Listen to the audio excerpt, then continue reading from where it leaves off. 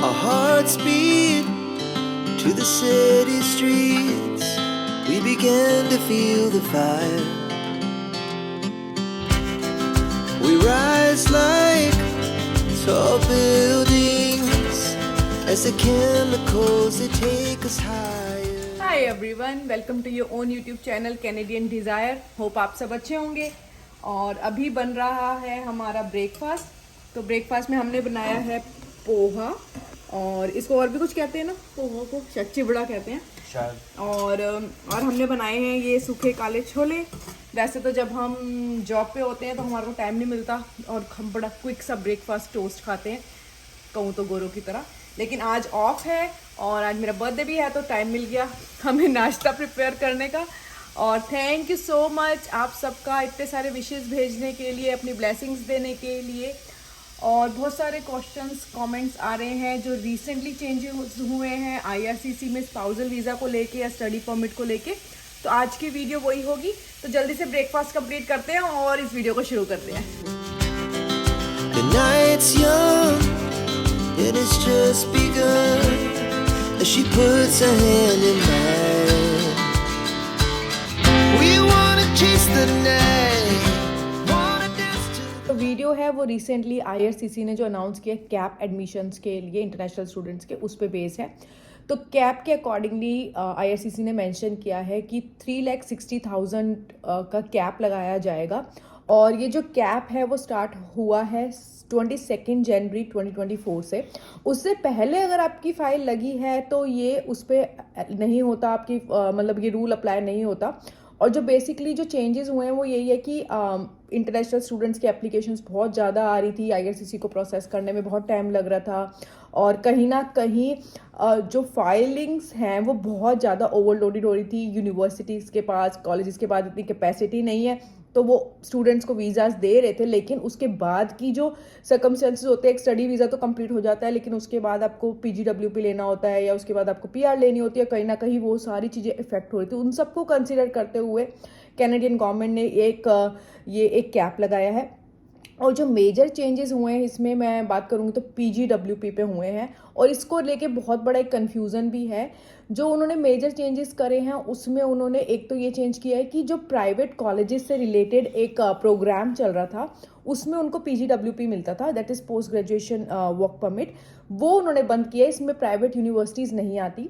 तो काफी सारे जने जो क्रैंडल में आ रहे हैं, ये मेन क्वेश्चन ही बड़ा सारे को तो हमारे लिए ये आता है, कंफ्यूजन नहीं है। ये सिंपल रहना है, कॉलेजेस को के इश्यूज हैं, यूनिवर्सिटीज का इशू नहीं है। हाँ, यूनिवर्सिटी के लिए उन्होंने अभी कुछ भी मेंशन नहीं करा इससे रिलेटेड कि यूनिवर्सिटी का भी इशू, उन्होंने स्पेसिफाई किया है प्राइवेट कॉलेजेस को।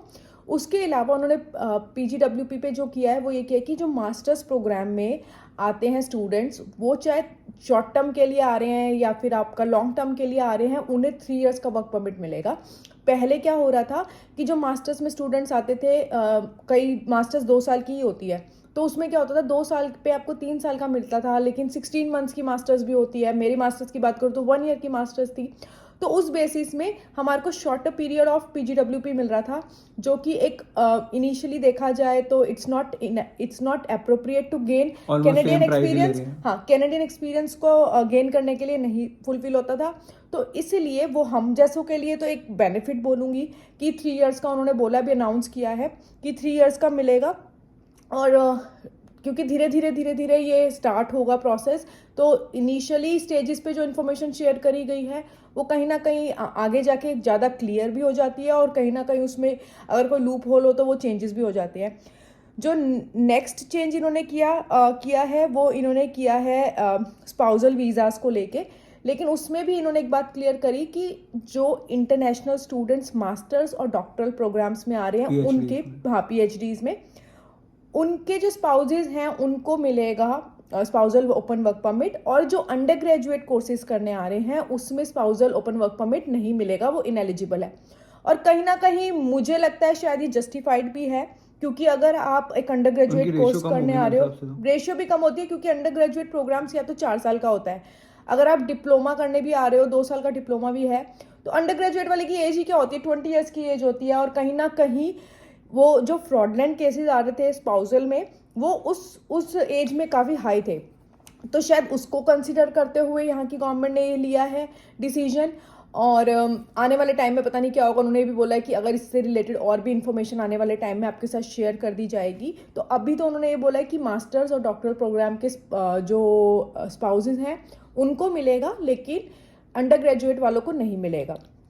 अगर हम वीडियो को एक एंड की तरफ समराइज करें जो आपका प्रॉब्लम को सॉल्व करेगी, तो उसमें यही है कि जो लोग अंडर ग्रेजुएट और आपकी तरफ बढ़ते हैं, और या फिर जो लोग मैरिड हैं और अंडर ग्रेजुएट के बारे में सोच रहे हैं, तो अब मत सोचो प्रैक्टिकली, क्योंकि उन्होंने एक वो कर दिया है, साइन दिखा दिए हैं कि इनको तो नहीं मिलेगा। कहीं ना कहीं इमिग्रेशन का सिस्टम इन्होंने थोड़ा सा जो है, मैं कहूँगी एक डिफ़िकल्ट, या फिर एक आपका प्रोसेसिंग जो है इन्होंने डिफ़िकल्ट करना चाहिए है। और उसका रीज़न ये भी था कि ये खुद ही चाहते हैं कि अभी एप्लीकेशंस कम आए।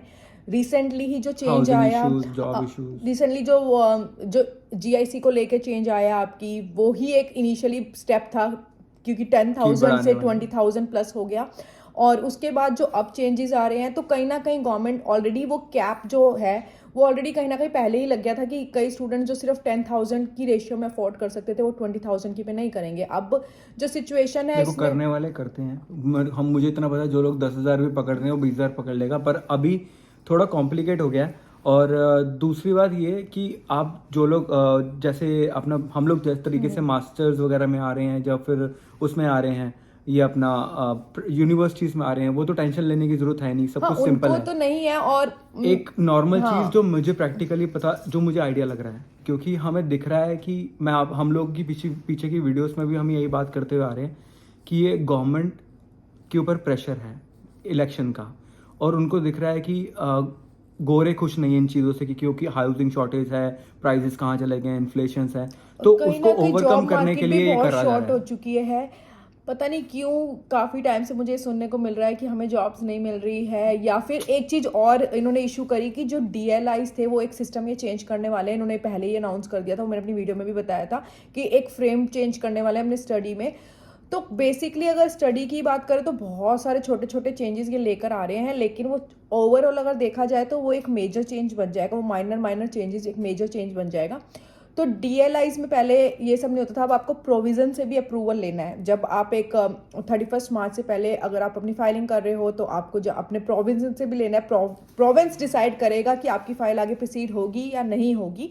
तो एक वो चीज़ भी मैटर होती है। और उसका बेसिक रीज़न ये है कि लोग प्रोविंस टू प्रोविंस मूव करते हैं। अगर मैं सिर्फ ओंटारियो की बात करूं तो मोर देन थाउजेंड्स ऑफ जो आपके DLIs हैं उसमें से 516 समथिंग वो ओंटारियो में ही है। और वहाँ पे इतने इंटरनेशनल स्टूडेंट्स आ जाते हैं, वहाँ पे इतनी अपॉर्चुनिटीज़ नहीं है, फिर वो दूसरे प्रोविंस में मूव होते हैं, वहाँ जाके वो PR लेते हैं, फिर वो PR लेके या तो वहीं रह जाते हैं या मूव हो जाते हैं वापस ओंटारियो में।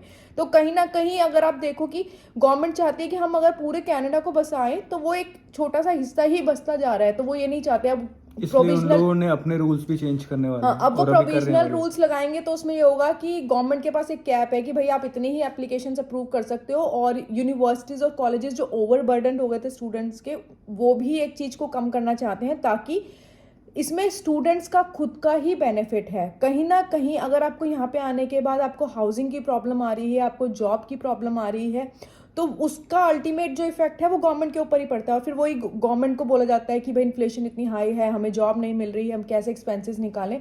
तो वो आपको रेडी कर रही है सारी सिचुएशंस के लिए पहले ही।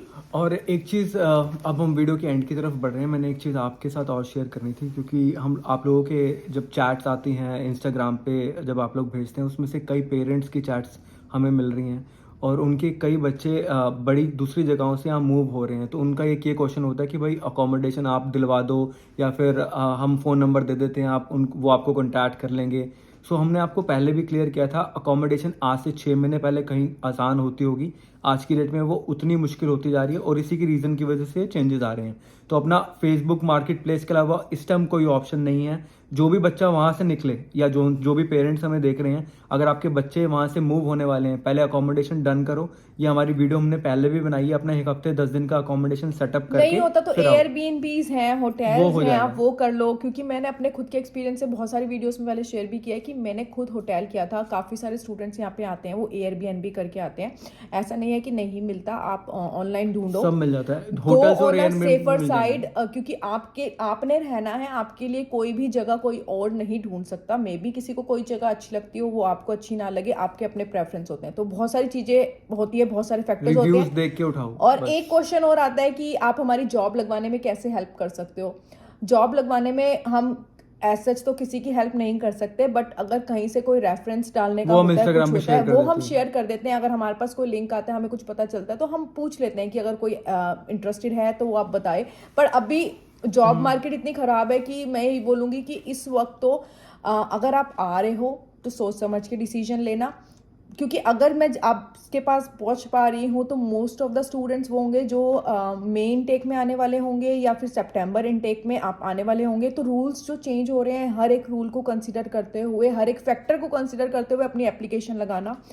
आई नो प्रीवियस वीडियोज़ में हमने बहुत सारी इन्फॉर्मेशन शेयर करी, तो जो टाइम टू टाइम चेंज हो रही है, आप ये नहीं बोल सकते कि आपने अपनी वीडियो में वो तो पहले तो ये बोला था, अब आप ये बोल रहे हो। गवर्नमेंट खुद चेंज कर गवर्नमेंट रही खुद है। चीज़ें चेंज कर रही है, और हमें नहीं पता कि ये 2024 की बिगनिंग है, 2025 की बिगनिंग में कौन सा और नया रूल आ जाए। तो ये सिर्फ अभी ये इस साल की बात कर रहे हैं, अगले साल की बात भी नहीं कर रहे हैं। उन्होंने बोला कि ये जो रूल्स आ रहे हैं ये टेम्परेरी भी हो सकते हैं और ये परमानेंट भी हो सकते हैं। Exactly. Nobody knows about anything right now. अगर हम इसको एक नॉर्मल तरीके से एंड करने पे आए, जो आपके सामने वीडियो हमने रखी है आपको एक क्लियरिटी देने के लिए, जो मेरे खुद के अंदर की इंट्यूशन है यहाँ का गवर्नमेंट और यहाँ के न्यूज़ चैनल्स देख के, जो लोग भी मई में सितंबर में लास्ट टू लास्ट जनवरी का जो सेशन आ रहा है उसमें आने की कोशिश कर रहे हैं, इस तक तो ठीक है। इसके बाद वाले अब थोड़ा सा ना होल्ड करके चलो, चाहे और कंट्रीज देखना पड़े तो देख लेना, क्योंकि अब गवर्नमेंट जब चेंज होगी तो वो मेजर बहुत चेंजेस टाइट आने हो का एक जाएगा। वो है। और दूसरी बात ये है कि अभी मिनिमम वेज रेट के लिए भी कई लोग पूछते हैं। अब आजकल में ही इंफॉर्मेशन शेयर हुई है कि जो न्यू ब्रंसविक का मिनिमम वेज रेट है वो 1475 से बढ़ के 1530 होने वाला है। जस्ट 55 सेंट्स का इंक्रीज होने वाला है, जिसको इंक्रीज मानना ना और ये मानना इज बेवकूफी लाइक है, मिनिमल है वो, क्योंकि लास्ट टाइम हाँ। बढ़ा था तो उन्होंने उसी के हिसाब से एक्सपेंसेस बढ़ा दिए थे। एक्सपेंसेस बढ़ा दिए थे। और लास्ट ईयर जब बढ़ा था इट वाज $1, और उसके बाद कई बार साल में 2 बार ही बढ़ता है।